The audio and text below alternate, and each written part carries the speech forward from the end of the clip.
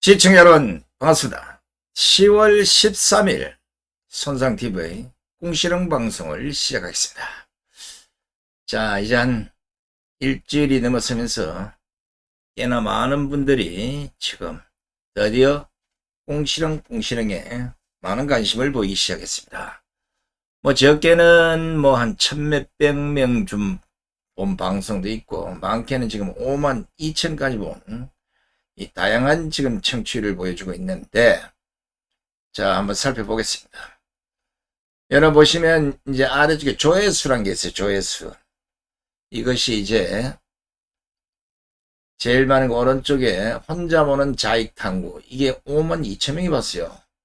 아마 좌파들이 많이 도는 것 같은 느낌이 드는데, 예전에 밑에 보면 여러분 5년 전, 4년 전 이 손상TV가 그 당시 한참 잘 나갈 때인데, 그때는 여러분 보시면 아시겠지만 밑에 조회수가 대부분 45만, 39만, 33만, 24만, 평균 20만 이상의 조회수를 보였던 완전 인기 동영상에 랭크됐던 것인데, 아이가 이제 조금씩 알려지기 시작했고, 저 혼자 보는 자익탐구 이틀 전에 했던 이것이 지금 5만 2천을 찍었기 때문에 조만간 이제 10만, 20만 찍는 시대가 올 수 있겠다는 생각입니다.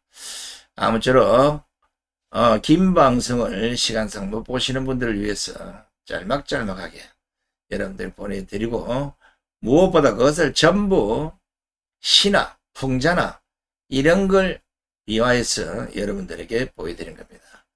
지금 한강에 소설이 노벨 문학상 받았다고 지금 왈가왈부 난리인데, 제가 오늘 방송 끝 무렵에 살짝 보여주겠습니다. 이미 제가 논평을 통해서 2개나 앞으로 벌어질 일, 또 한강의 그 노벨 문학상의 그 책들에 대한 이 문제점들, 특히 5.18이나 4.3에 대한 이런 시대적 역사가 어떻게 비뚤어졌는지, 이걸 이대로 두면 어떤 현상이 벌어지는지 이런 것까지도 내보냈습니다.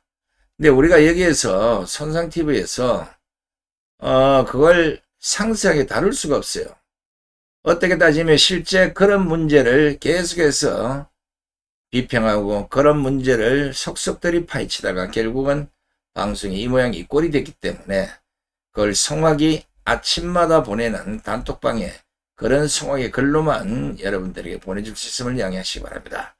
보니까 다른 TV에서 송악의 글을 그대로 방송에 내보내는 이런 경향이 많던데, 네 글이 됐든 내 글이 됐든 간에 우리 국민들 전체가 똑같이 보고 똑같이 인식을 할 수 있다면 뭐가 상관이 있겠습니까? 새벽같이 일어나서 맑은 정신으로 아주 미래를 내다보고,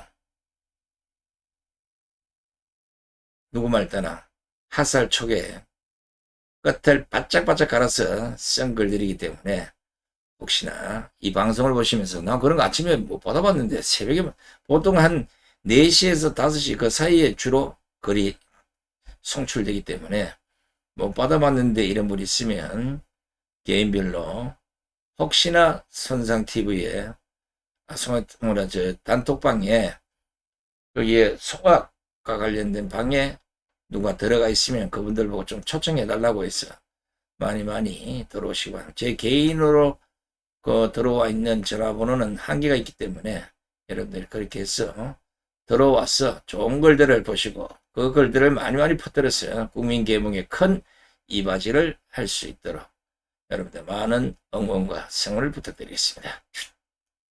오늘은 짤막한 거 한 2가지를 여러분들에게 전해드릴 텐데, 한번 공감해 볼 필요성이 있어 싶어서 썼던 글입니다. 이 나라 꼴을 보라. 아가야, 일어나서 너가 살아갈 나라를 한번 봐보렴. 어머니, 일어나셔서 당신이 살아오신 나라를 한번 봐보세요. 여보, 어여 일어나 지금의 이 나라를 한번 봐보시게. 과거는 이러지 않았는데 미래가 이래서는 안 되는데, 지금의 이 나라가 자익들의 너무도 찢기고 뜯겨서 가슴이 아닙니다. 무엇이 그렇게 서럽기에 얼굴엔 온통 눈물 범벅이고 얼친 옷은 갈기갈기 찢어지고 몰골은 몇 날 며칠 굶었기에 그리도 초췌한 것인지 이대로 두면 자익들의 폭압에 대한민국은 질식사할 것만 같습니다. 걸을 수 있으면 다 일어나야 합니다. 말할 수 있으면 모두 외쳐야 합니다. 침묵의 죄가 얼마나 큰 것인지 알면 행동하셔야 합니다. 껍데기는 자유 대한민국의 화려한 옷을 걸치고 있지만 속내를 들여다보면 붉은 암바이러스가 이미 상기를 넘어 사기로 치닫고 있습니다. 메스를 들고 수술을 할 것인지 아니면 이대로 숨을 거둘 것인지 결정을 내려야 합니다.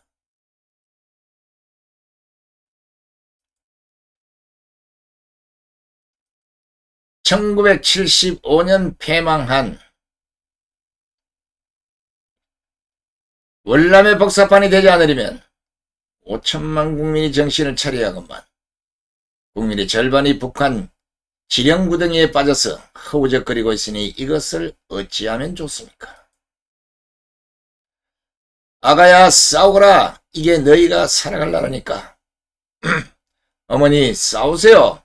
이게 당신이 목숨 걸고 싸워 지킨 나라니까요. 여보 싸우시게. 이게 우리가 지켜내야 할 나라니까.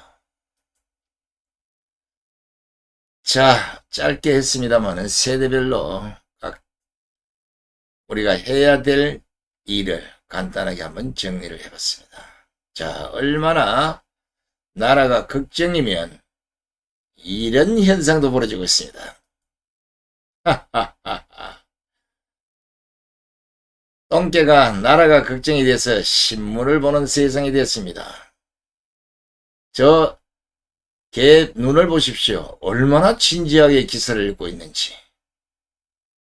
아무리 좀 풍자적 사진이지만 이것이 어쩌면 대한민국의 몰골을 그대로 보여주고 있는 것인가 하는 생각이 듭니다. 아무래도 걱정하는 사람들의 눈에는 대한민국의 현실이 답답하고 이러다가 무슨 일이 생길 것만 같은 두려움이 엄습해 오지만 나라 걱정이 없는 사람들은 나라가 망하건 말건 공산화가 되건 지지고 뽑고 난리 법석을 떨어도 나만 잘 먹고 잘 살면 된다. 그렇지? 이런 국민들이 절반이 넘어가고 있다는 사실에 우리는 등골이 오싹하다는 표현을 합니다. 두 번째 글을 하나 소개하겠습니다. 제목은 사기공화국 사람들. 칼을 빼야 할 때 화살을 빼어드는 무지한 정치구나. 대포를 쏴야 할 때 권총을 뽑아드는 멍청한 지휘거나 진실을 말해야 할 때 거짓을 나불 때는 황당한 기력이야. 노동자 임금을 말해야 할 때 윤석열 탄핵을 부르짖는 얼치기 강성노조야. 왜곡된 역사에 핏대를 세워야 할 때 주사파 교육에 혈안이 된 시래비 정교조야. 적과 싸워야 할 땐 꼬리 내리고 아군하고만 싸우려는 무지몽매 국진당아.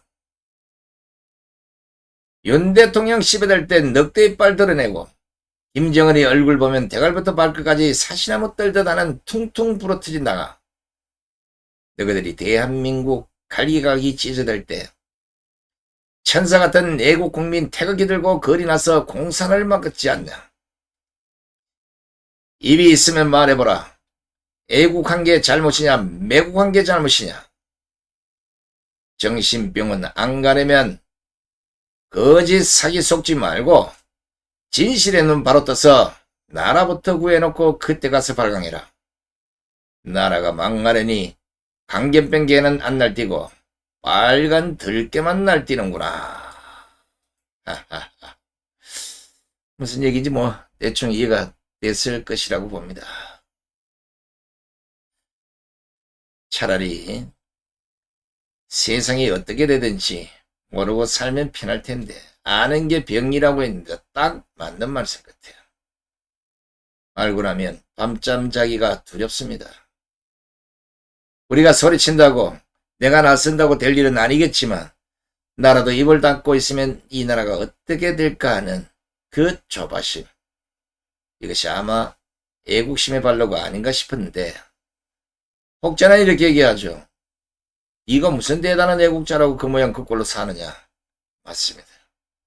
그 어떤 욕을 먹더라도 진실을 찾고 정의의 편에 서고 싶어서 오늘 또 애국병에 걸려서 이런 방송과 이런 집회와 이런 강연을 하고 다니고 있습니다.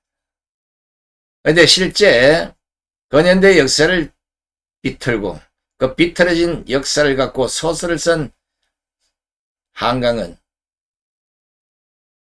노벨 문학상을 받았습니다.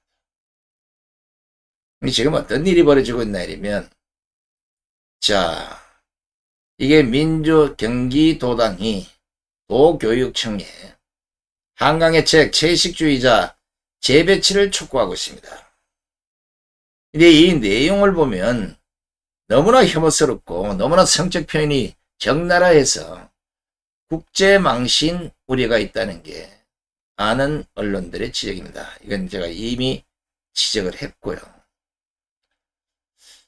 너무나 답답해서 사실 책의 내용을 읽어볼 필요는 없겠지만 읽어보지 않으면 도대체 얼마나 적나라하게 성적 묘사를 했길래 이게 국제망신이 우려되느냐.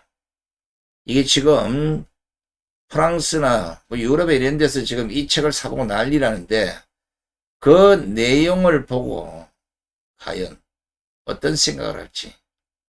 채식주의자는 성적 표현이 그렇다고 하지만 근현대 역사가 얼마나 빗돌아져서 지금도 목숨 걸고 싸우는 사람들이 많은데 그것을 소설화해서 마치 정석인 것처럼 노벨 문학상을 받아버리면 대한민국의 역사는 어떻게 됐습니까?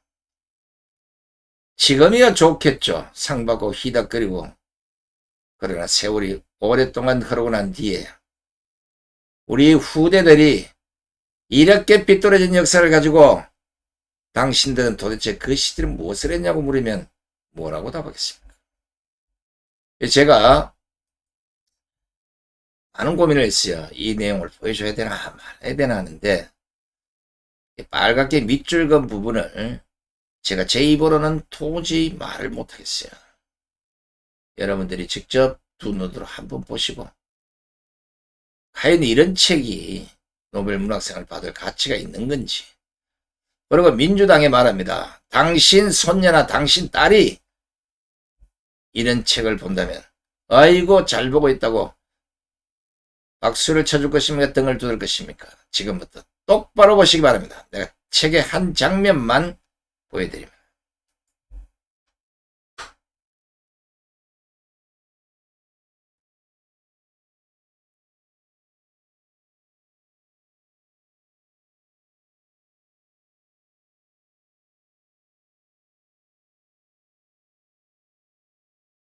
아유, 제 얼굴이 다 벌개집니다.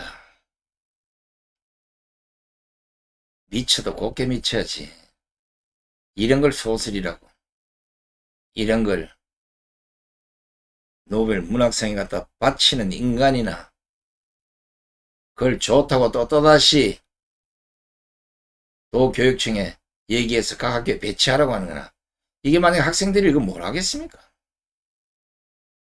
이래놓고 무슨 시민단체니 민주당이니 하나 터지면 성희롱 성폭행 성희하면서 꼴값을 떨고 자빠졌어요. 이런 기본적인 기초부터가 이미 다 망가지고 흔들어 개판이 다 됐는데 무엇을 바라고 이런 걸 보고 다시 책을 배치해라. 노벨상 받았으니까. 내가 이런 우려 때문에 오늘 아침 송악의 이름으로 송출한 그 글을 보시면 앞으로 벌어질 대한민국 일들이 거기에 속속이 기록되어 있습니다. 이 한번 망가졌던 방송이 아니면 내가 그대로 정당하게 한번 보여주고 싶어도 보여줄 수 없음을 양해해 주시기 바랍니다. 자, 무엇보다 민주당은 지금 그러고 있을 때가 아니에요. 민주당 사람들 정신병자가 아니라면 이놈부터 정리하시기 바랍니다. 강남에서 절도를 해도 그냥 절도한 게 아니고 홀라 먹고 절도를 했는데 알고 봤더니 민주당 전 시의원이에요. 집인 줄 알고 벌써 아니 집이래 홀라 먹고 다니는 게 어디 있냐고. 그것도 30대야. 어? 이거는 국힘에서 사과 촉구할 게 아니라 이재명이한테 사과 촉구를 해야 돼요. 이재명이도 아시죠? 김부선가의 점사건. 이런 꼬라지들을 하고 있는데 이런 소설을 알기를 얼마나 쾌감을 부려가면서 읽고 있지 않겠냐고요. 에이 더러워라. 자, 뭐 나무라고 비판하고 하려면 한도 끝도 없습니다. 그러나 하여튼 싸울 수 있는 싸워서 다시는 대한민국에 이런 엉터리들이 득세하고 엉터리들이 상을 받는 이런 나라가 되어서는 안 된다는 거. 그래도 정의와 애국심 깊은 우리 국민들이 끝까지 잘 싸워서 자랑스러운 대한민국을 만들어야 되지 않겠습니까? 오늘 끝까지 함께해 주신 시청자 여러분 대단히 고맙습니다. 안녕히 계십시오.